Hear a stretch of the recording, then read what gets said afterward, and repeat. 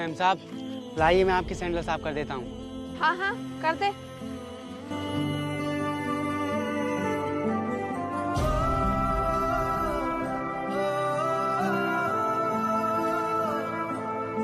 लीजिए मैम साहब, आपके सैंडल बिल्कुल साफ हो गए। अरे यार देख क्या रहा है, हमारे भी जूते साफ कर दे। हाँ यार, हमारे भी जूते गंदे हो रहे हैं। ठीक है साहब, अभी करता हूँ।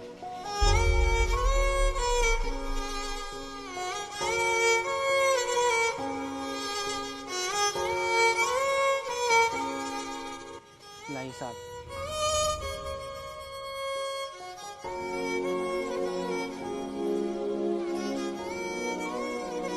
ये लीजिए साहब, हो गए आपके भी जूते साफ।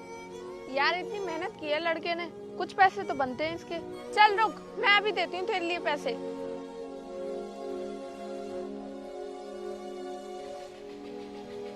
अरे मैम साहब, 1 रुपया? आपने क्या मुझे भिखारी समझ रखा है? और आपको इतना भी तमीज नहीं है कि इतने काम के कितने पैसे दिए जाएंगे? भिखारी होकर इतना बोल रहा है? लेना है तो ले, नहीं तो ये भी नहीं मिलेगा। और कह रहा है कि हमको तमीज नहीं है, रखना है तो रख ले वरना ये भी नहीं मिलेगा। क्यों रे, तू अपने आप को ज्यादा बड़ा आदमी समझ रहा है? तेरी औकात तो 1 रुपए की भी नहीं है। चल अब निकल यहाँ से।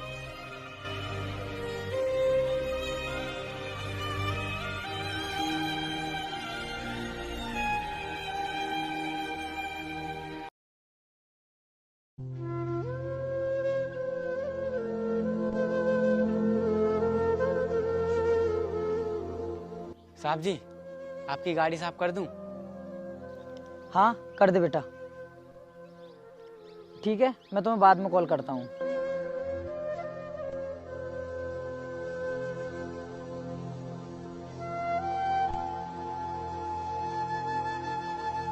साहब, आपकी गाड़ी साफ हो चुकी है।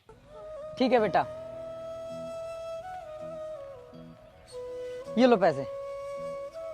नहीं साहब, ये तो बहुत ज्यादा हैं। आप मुझे 10-20 रुपए दे दीजिए। अरे बेटा, तुम तो बहुत समझदार हो। और तुम्हारे माँ बाप कहाँ हैं और तुम रहते कहाँ हो? साहब, मेरा इस दुनिया में कोई नहीं है और मैं सड़कों पर इधर उधर घूमता रहता हूँ और रात को स्टेशन पर ही सो जाता हूँ। बेटा, जिन हालातों से तू गुजर रहा है ना, ऐसे हालातों में लोग चोरी करना सीख जाते हैं और भीख मांगने लग जाते हैं, लेकिन तुम तो मेहनत से कमा रहे हो। साहब, जब तक मेरे हाथ पैर सलामत हैं, मैं भीख नहीं मांगूंगा, मेहनत से कमाऊंगा। बेटा, तू जो ये काम कर रहा है ना, इससे सिर्फ तुझे एक वक्त का खाना ही मिल सकता है। अगर तुझे काम करने की जरूरत है तो तू मुझे बता, मैं तेरी मदद करूंगा। साहब जी, आप ही मुझे कुछ काम दे दीजिए। बेटा, मैं तुझे आज ही ऑटो रिक्शा लेकर देता हूँ, लेकिन तुझे मेहनत करनी पड़ेगी। ठीक है साहब। तो चल मेरे साथ।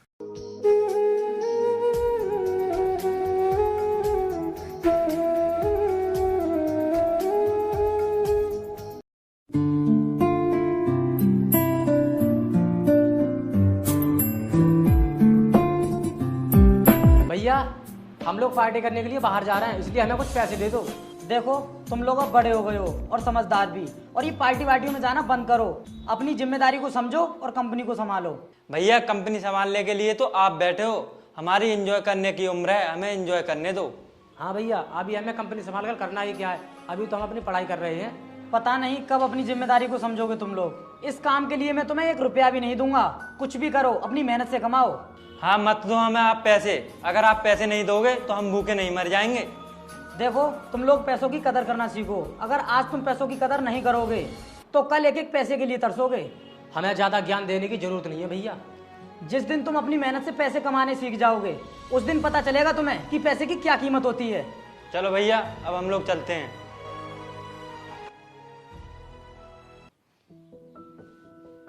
अब दोनों के दोनों ऐसे ही मुंह लटका के बैठे रहोगे या फिर कुछ बोलोगे भी? अब यार क्या बोलें, भैया ने सारा मूड खराब करके रख दिया है। लेकिन हुआ क्या है ये तो बताओ मुझे।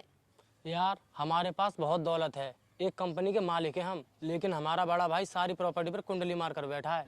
तो तुम्हें अपना हक तो छीनना ही पड़ेगा, वरना वो तुम्हें कुछ भी नहीं देगा। भैया कहते हैं कंपनी की जिम्मेदारी संभालो, अब हम कैसे संभाल लेंगे? अरे मूर्खों, वो सही कह रहे हैं, तुम्हारे पास सबसे अच्छा मौका है ये। अभी तो वो अपने मुंह से ही कह रहे हैं, कहीं ऐसा ना हो कि पूरी कंपनी तुम्हारा भाई ही हड़प ले, फिर तो तुम्हारे हाथ में कटोरा आ जाएगा। नहीं, ऐसा नहीं होने देंगे हम लोग। तो फिर ठीक है, जल्दी जाओ, कंपनी को अपने अंडर में ले लो। लेकिन कंपनी को कैसे संभाला जाता है, इसकी तो हमें कोई भी जानकारी नहीं है। अगर कुछ उल्टा सीधा हो गया तो हम बिल्कुल बर्बाद हो जाएंगे। अरे कंपनी तो मैनेजर संभालेगा, तुम तो आराम से ऑफिस में बैठे रहोगे। तो अब हम ऐसा मैनेजर कहाँ से लेकर आए? अरे मैं किस लिए हूँ, मुझे बनाओ मैनेजर, मैं संभालूंगी तुम्हारी कंपनी। तुम लोगों को मेरे ऊपर भरोसा है या नहीं? अरे यार, हमें तुम्हारे ऊपर सबसे ज्यादा भरोसा है। चल छोटे, अब हम कहते हैं भैया से कि आज से हम संभालेंगे कंपनी।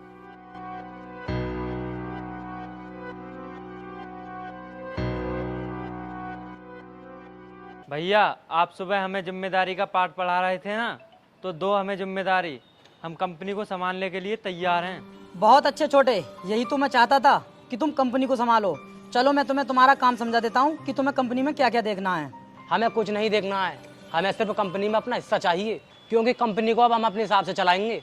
अभी तुम्हें कंपनी के बारे में ज़्यादा जानकारी नहीं है, पहले कंपनी के बारे में सीख लो, उसके बाद उसे हैंडल करना। और कहीं ऐसा ना हो कि तुम उसे बर्बाद कर बैठो। बर्बाद तो आप करके बैठे हो अपनी कंपनी को, इनके हाथों में तो आप कुछ देना ही नहीं चाहते। ए लड़की, तुम कौन हो? और तुम्हारा हम तीनों भाइयों के बीच में बोलने का कोई अधिकार नहीं है। अधिकार है भैया, बराबर का अधिकार है, क्योंकि ये इस घर की बहू बनने वाली है। पागल हो गया है तू? अभी तक मैंने अपनी शादी की नहीं और तू अपनी शादी की बात कर रहा है। भैया, आप पिछले 15 सालों से इस कंपनी में बहुत मजे ले रहे हो, अब टाइम हमारा है, हम भी खूब मजे लेंगे। देखो, तुम लोग मेरी बात समझने की कोशिश करो, वरना हमारी कंपनी पूरी तरीके से डूब जाएगी। डूब जाएगी या आपके हाथों से कंपनी निकल जाएगी? किस बात का डर है आपको? ऐसा कुछ भी नहीं है जैसा तुम बोल रही हो। भैया, अब हमें आपकी कोई भी बात नहीं सुननी है, चुपचाप ये लैपटॉप हमें दो और हमें हमारा काम करने दो। आरती, ये लो लैपटॉप, आज से हमारी कंपनी को तुम संभालोगी। देखो, अगर तुम लोगों से छोटी सी भी गलती हो गई ना, तो हम पूरी तरीके से रोड पर आ जाएंगे। रोड पर ये लोग नहीं, रोड पर तो तुम आओगे। अरे भैया, जल्दी आओ, ऑफिस के लिए लेट हो रहे हैं। इतना लेट क्यों कर रहे हो? अरे आ गया छोटे, इतना क्यों चिल्ला रहा है? अरे भाइयों, मेरी बहुत तबीयत खराब है, मुझे कुछ पैसे देते जाओ, मैं अपनी दवाई ले आऊँगा। अरे यार, इसका रोज रोज का यही ड्रामा रहता है, क्यों ना आज इसका खेल खत्म कर दें?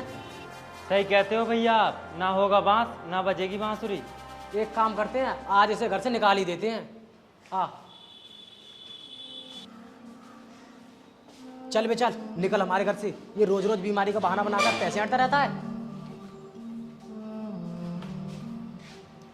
भाइयों, इस घर के सिवाय मैं कहाँ रहूँगा? हमें कुछ नहीं पता, अनाथ आश्रम में चला जा। चल छोटे, हम लोग वापस के लिए निकलते हैं।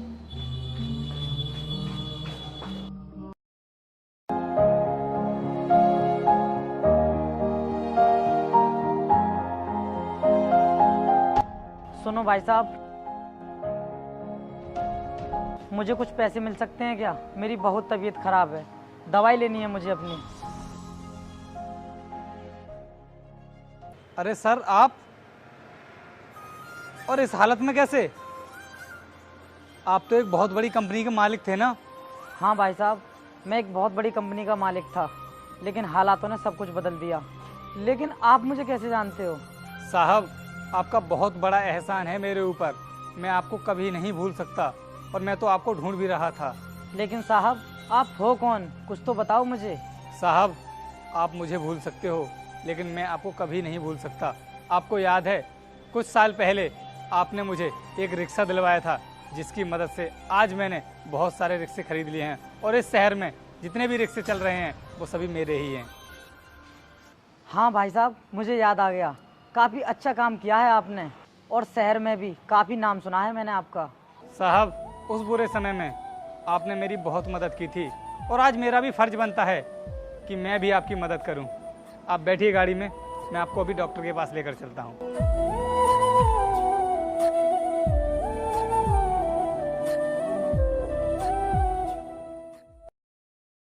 अब यार, मुंह लटकाने से कोई फायदा नहीं है। भैया सही बोलते थे कि तुम इस कंपनी को बर्बाद कर दोगे, और तुम्हें कंपनी के बारे में ज़्यादा तजुर्बा भी नहीं है। लेकिन हम करते ही क्या, हम उनके नीचे नौकर बनकर भी तो नहीं रह सकते थे। लेकिन अब हम पूरी तरह बर्बाद हो गए हैं, कंपनी भी डूब गई है, सिर पर कर्जा भी बहुत है, और कल कंपनी की नीलामी भी है। आरती, हमारे पास कितने पैसे जमा हुए हैं? अभी तक तो हमारे पास सिर्फ 5 ही करोड़ हुए हैं। लेकिन यार, 5 करोड़ से कुछ नहीं होगा, बोली 10 करोड़ से स्टार्ट होगी। देखिए, जैसा कि आप सभी को पता है, ये कंपनी पूरी तरह कर्ज में डूब गई है। और इसीलिए आज इस कंपनी की नीलामी होने जा रही है। तो आप लोगों में से जो भी इसे खरीदना चाहता है बोली लगाइए। 10 करोड़। 10 करोड़ एक, 10 करोड़ दो, 12 करोड़। 12 करोड़ एक, 12 करोड़ दो, 14 करोड़। 14 करोड़ एक, 14 करोड़ दो। मुझे लगता है इससे ऊंची बोली लगाने वाला यहाँ कोई नहीं है, इसलिए ये कंपनी मिस्टर अजय 20 करोड़। भैया आपके पास इतना पैसा कहाँ से आया?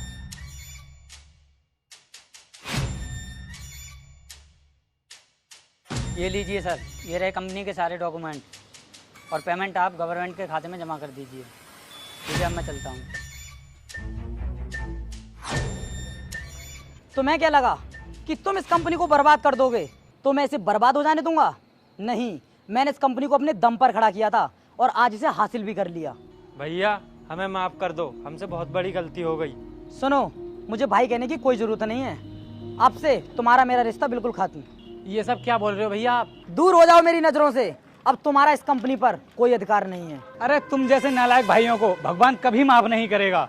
और तुम्हें याद है बचपन में जब तुम लोग बीमार होते थे तो तुम्हारे बड़े भाई घर पर डॉक्टरों की लाइन लगा दिया करते थे और इनके थोड़े से बीमार होने पर तुमने इन्हें घर से बाहर कर दिया। अरे शर्म आनी चाहिए तुम लोगों को, तुम्हारी हर ख्वाहिश पूरी करते थे ये। भैया हमें माफ़ कर दो, हम अपने किए पर बहुत शर्मिंदा हैं। लेकिन ये लड़की तो बोल रही थी कि कंपनी को संभाल लेगी, लेकिन अब क्या हुआ? सर वो सब तो मैंने पैसे के लालच में आकर बोल दिया। कोई बात नहीं सर, इन लोगों को माफ़ कर दीजिए, आखिर हैं तो आपके भाई ही। अगर आप कहते हो तो मैं इन्हें माफ़ कर देता हूँ, लेकिन ये माफ़ करने के लायक नहीं है। धन्यवाद भैया हमें माफ़ करने के लिए।